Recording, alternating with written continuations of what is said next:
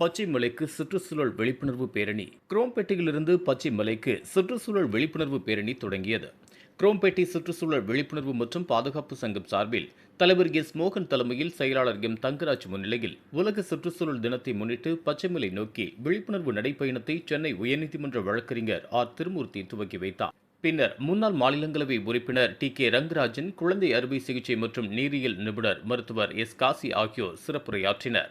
இந்த நிகழ்வில் தாம்பரம் மாநகராட்சி மன்ற உறுப்பினர்கள் சானட்டோரியம் சி. சுரேஷ், திருமதி விஜயலட்சுமி, சிட்லப்பாக்கம் குடியிருப்போர் நலச்சங்க ஒருங்கிணைப்பாளர்கள் பி. விஸ்வநாதன், சர்வமங்கலா நகர் குடியிருப்போர் நலச்சங்க செயலாளர் எம். ரவி, சிட்லப்பாக்கம் ரைசிங் நிர்வாகிகள் சுனில், ஆனந்த், திருமகள் நகர் பாலு, தாம்பரம் மாநகர தொழிலாளர் அணி அமைப்பாளர் சிட்லப்பாக்கம் இரா. விஜயகுமார், முத்துலட்சுமி நகர் சீனிவாசன் கண்ணன், சுற்றுச்சூழல் ஆர்வலர்கள், தன்னார்வலர்கள், பள்ளி கல்லூரி மாணவர்கள், NCC, NSS மாணவர்கள், தாம்பரம் மாநகரத்தில் உள்ள பல்வேறு குடியிருப்போர் நலச்சங்க நிர்வாகிகள் பங்கேற்றனர்.